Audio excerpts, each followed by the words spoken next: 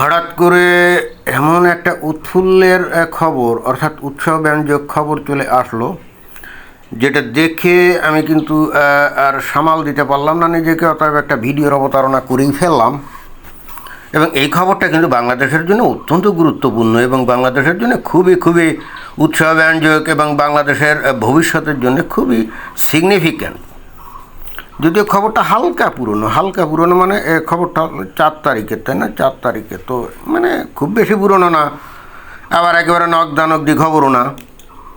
তো খবরটা কি? খবরটা হলো যে আমেরিকার স্বাধীনতা দিবস জাতীয় সংসদে উদযাপন, অর্থাৎ বাংলাদেশের যে জাতীয় সংসদ আছে শেরে বাংলানগর, সেখানে ওই জাতীয় সংসদের মধ্যেই আমেরিকার স্বাধীনতা দিবস 250তম স্বাধীনতা দিবস উদযাপন করেছে কে?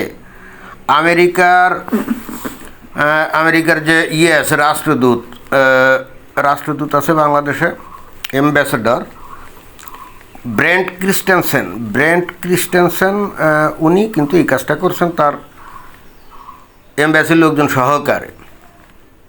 তো এইটা কিন্তু বাংলাদেশের জন্য খুবই গুরুত্বপূর্ণ এই কারণ আমরা জানি যে ওই যে গত 12 ফেব্রুয়ারি বাংলাদেশ আমেরিকার সাথে একটা চুক্তি করেছে, তাই না?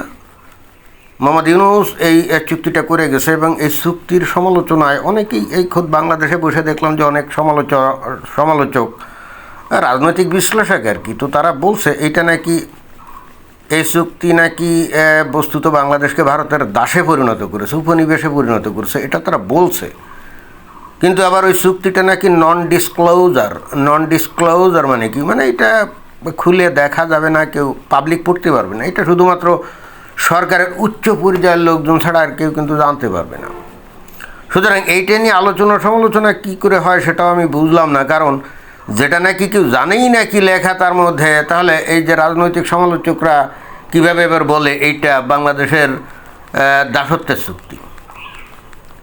আমরা এই শেখ হাসিনার 15 বছর ধরে, এবং খালি শেখ হাসিনার 15 বছর কেন, এর আগে যত বছরই ছিল, অর্থাৎ স্বাধীনতার পরই আমরা ওই জামাত ইসলামের থেকে বয়ান শুনি বাংলাদেশ নাকি স্বাধীনই হয় না 71 সালে, অর্থাৎ 71 সালে বাংলাদেশ নাকি ভারতের উপনিবেশে পরিণত হয়েছিল এবং দীর্ঘদিন চলে যাওয়ার পরও সেই উপনিবেশ থেকে বাংলাদেশকে মুক্ত করা যাচ্ছিল না। অবশেষে 2024 সালে 5 আগস্ট আমেরিকার অর্থানুকূল্যে এবং তাদের এই ম্যাটিকুলাস ডিজাইনে 5 আগস্ট 2024 সালে আমরা বাংলাদেশকে কিন্তু স্বাধীন করছি।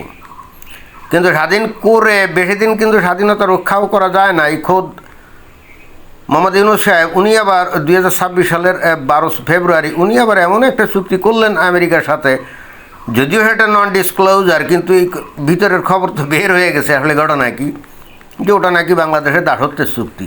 তো ভালো কথা, আমরা আমেরিকার দাস হতে চাই, অসুবিধা কিছু নাই।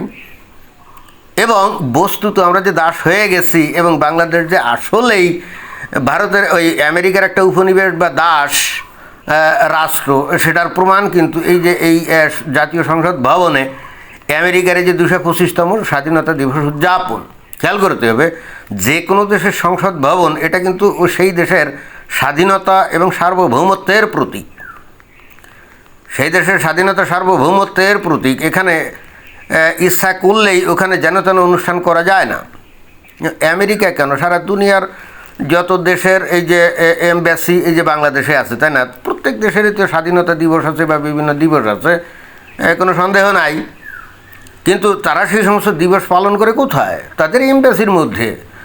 আর যদি একটু বড় করে উদযাপন করতে চায় তাহলে বাংলাদেশে ওই যে বহু বড় বড় মিলনায়তন আছে, তাই না? যে আন্তর্জাতিক কি আছে না, চীন মৈত্রী সম্মেলন কেন্দ্র, তারপরে ইঞ্জিনিয়ার্স ইনস্টিটিউশন, এছাড়া অনেক বড় বড় জায়গা আছে যেখানে মানে যেগুলো বলা হয় যে কমিউনিটি সেন্টার বা মিলনায়তন। তো ওই সমস্ত জায়গা ভাড়া টাড়া নিয়ে তারা অনুষ্ঠান করে, বাট তারা কোনোভাবেই জাতীয় সংসদের ভবনে এসে অনুষ্ঠান করতে পারে না। যদি করে তাহলে বুঝতে হবে যারা অনুষ্ঠান করলো বাংলাদেশ বস্তুত তাদের উপনিবেশ হয়ে গেছে। এটাই আমি আবারও বলছি, যে কোনো দেশের জাতীয় সংসদ হলো সেই দেশের স্বাধীনতা সার্বভৌমত্বের প্রতীক। এখানে মন চাইলেই যে কোনো দেশ এসে অনুষ্ঠান করতে পারে না, আর যদি করে তাহলে বুঝতে হবে যে দেশ অনুষ্ঠান করলো বাংলাদেশ, অর্থাৎ যেহেতু বাংলাদেশের সংসদ ভবন এটা হয়েছে, তাই না, বাংলাদেশ সেই দেশের কিন্তু কি পরাধীন হয়ে গেল, উপনিবেশ হয়ে গেল, দাস হয়ে গেল। তো ওই এনসিপির নেতারা সহ বিশেষ করে জামায়াতের যে সমস্ত নেতা আছে তারা তো এখন খুবই উচ্চকণ্ঠ, এবং তারাই কিন্তু সাড়ম্বরে প্রচার করে যে বাংলাদেশ ৫৫ বছর ধরে ভারতের নাকি উপনিবেশ ছিল, কিন্তু সেই ভারতও তাদের যে স্বাধীনতা দিবস বা প্রজাতন্ত্র দিবস তারা কিন্তু কঠিনকালেও ওই বাংলাদেশের সংসদ ভবনে এসে করে নাই। আমরা দেখতাম তারা এই সমস্ত দিবস উদযাপন করতো তাদের যে হাই কমিশন অফিস আছে সেখানে, অথবা কোনো মিলনায়তন ভাড়া টাড়া নিয়ে সেখানে করতো, এটাই। কিন্তু আমেরিকা জাস্ট কয়েকদিন আগে যেহেতু চুক্তি করলো, তাহলে এখন তো তাদের দেখাতেই হবে আনুষ্ঠানিকভাবে যে বাংলাদেশ আসলে এখন ভারতে ওই আমেরিকার কি উপনিবেশ হয়ে গেছে।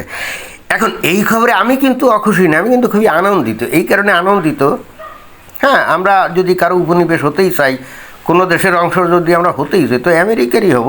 আমেরিকা হলো বিশ্বের মোড়ল, ১ নম্বর পরাশক্তি, right? Wanna be the 51st state of the United States of America. আমরা আমেরিকার কত ৫১তম, তাই না? তাদের তো ৫০টা স্টেট আছে।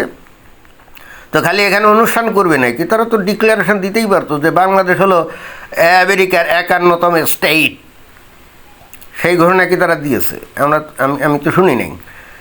এখন আমি বাংলাদেশের যে সমস্ত রাজনৈতিক নেতা টেতা আছে তাদের বলতে চাই, আপনারা সবাই তো গিয়ে এই অনুষ্ঠানে যোগ দিয়েছেন, তাই না? দেখলাম যে বাংলাদেশের স্বরাষ্ট্রমন্ত্রী সালাউদ্দিন আহমদ, তারপরে বিরোধী দলের নেতা যে শফিকুর রহমান, সবাই গিয়েছে, এবং এনসিপি নেতা টেতা সহ আর অন্যান্য অনেকেই গিয়েছে। দ্যাট মিনস সরকারি এবং বিরোধী দল সবাই যদি ওখানে যায়, উচ্চপর্যায়ের নেতা, তার মানে তারা সবাই এই বিষয়টাকে অনুমোদন দিয়েছে। অর্থাৎ বাংলাদেশ যে আমেরিকার একটা উপনিবেশ বা অঙ্গরাজ্যে পরিণত হয়ে গেছে, এটাতে তারা অনুমোদন দিয়েছে সরকারিভাবে, তাই না? অর্থাৎ এখানে আমেরিকা কিন্তু বিনা যুদ্ধে বাংলাদেশ দখল করছে, এতে কিন্তু কোনো সন্দেহ নাই। কিন্তু কথা হচ্ছে যে তাই যদি হয় তাহলে আমাদের এখন আন্দোলন করতে হবে। আমরা উপনিবেশ হিসেবে থাকতে চাই না, আমরা বাংলাদেশ আমেরিকার অঙ্গরাজ্য হিসেবে থাকতে চাই। তাহলে আমাদের সুবিধা হবে, আমরা আমেরিকার নাগরিকদের মতো সমান সুযোগ সুবিধা পাবো, আমেরিকান পাসপোর্ট পাবো। এই বাংলাদেশে আমেরিকার শিল্পপতিরা আসবে, বিশাল বিশাল বিনিয়োগ করবে, আর রাতারাতি আমাদের পার ক্যাপিটা ইনকাম বেড়ে যাবে, তাই না? জিডিপি বেড়ে যাবে, আমাদের ইনকাম হয়ে যাবে আমেরিকার জনগণের নাগরিকের সমতুল্য। তো আমরা তো এটাই চাই, আমরা তো এটাই চাই। হুদাফাও মুখে মুখে বাংলাদেশকে তারা উপনিবেশ বানাবে আর বাংলাদেশের সাথে সহযোগিতা চুক্তি করবে, সম্পর্কের উন্নতি করবে, এই সমস্ত মিষ্টি মিষ্টি কথায় আমরা ভুলতে রাজি না। আমি সরকার দলীয় যে সমস্ত নেতাকর্মী আছে এবং বিরোধী দলীয় যে সমস্ত নেতাকর্মী আছে তাদেরকে অনুরোধ জানাবো, আপনারা অচিরেই একটা আন্দোলন গড়ে তোলেন এবং আমেরিকার অ্যাম্বাসেডর যিনি আছেন ব্রেন্ট ক্রিস্টেনসেনকে আপনারা স্মারকলিপি দেন যে আমরা স্বাধীন হিসাবে থাকতে চাই না। কারণ বাংলাদেশের জাতীয় সংসদে আমেরিকা যখন স্বাধীনতা দিবস উদযাপন করে তখন তো বাংলাদেশ যার স্বাধীন নাই এটা তো বলাই বাহুল্য। তো তাই যদি হয় তাহলে আমেরিকাকে অবশ্যই আমেরিকার সাথে আত্মীকরণ করে নিল বাংলাদেশকে, এই ডিক্লারেশনটা তাদের গভর্নমেন্ট থেকে আসা দরকার। আমরা এই বাংলাদেশ একটা গরিব, একটা দরিদ্র, হতদরিদ্র দেশের নাগরিক। পৃথিবীর কোনো দেশে বাংলাদেশের পাসপোর্ট টাসপোর্ট নিয়ে গেলে কেউ পাত্তা পুত্তা দেয় না, আবার অনেক জায়গায় নানা রকম উল্টাপাল্টা প্রশ্ন করে, আবার সন্তুষ্ট না হলে উল্টে পাছায় দুটা লাথি দিয়ে আবার বাংলাদেশে ফেরত পাঠায়, যে মালয়েশিয়াটি এগুলো করে না। তো আমরা যদি আমেরিকার নাগরিক হয়ে যাই, মানে বাংলাদেশ যদি আমেরিকার অংশ হয়ে যায়, আমেরিকান পাসপোর্ট পাবো, তখন আমরা যে কোনো দেশে যাব বাপ বাপ করে আরও স্যালুট স্যার বলে বলবে যে ভাই ভাই, স্যার স্যার, আপনারা যান আপনারা যান। এই মালয়েশিয়ার মতো দেশ কি আর জীবনে কোনো দিন আমাদের প্রশ্ন করার সাহস পাবে যে আপনি কী জন্য মালয়েশিয়াতে আসছেন? হ্যাঁ, আমরা এটাই চাই। তাহলে বাংলাদেশের সরকার এবং বিরোধী দলের নেতাদের কী করা উচিত? এখনই একটা স্মারকলিপি তৈরি করে এই আমেরিকার যে অ্যাম্বাসেডর আছে তার কাছে তো দিতেই হবে, একই সাথে আমেরিকাতেও পাঠিয়ে দিতে হবে ডোনাল্ড ট্রাম্পের কাছে, যে অতি সত্বর বাংলাদেশকে আমেরিকার 51st স্টেট হিসেবে ঘোষণা করা হউক। আমরা এটাই চাই। এতদিন ধরে ওই বিএনপি, তারপরে এনসিপি, জামাত ইসলাম বলছে আমরা নাকি ভারতের ছিলাম, উপনিবেশ ছিলাম। বাস্তবে তো আমরা দেখি নাই কোনো দিন যে তারা এই ধরনের অনুষ্ঠান টান করতো জাতীয় সংসদে। তো তাহলে আমরা কীভাবে উপনিবেশ ছিলাম?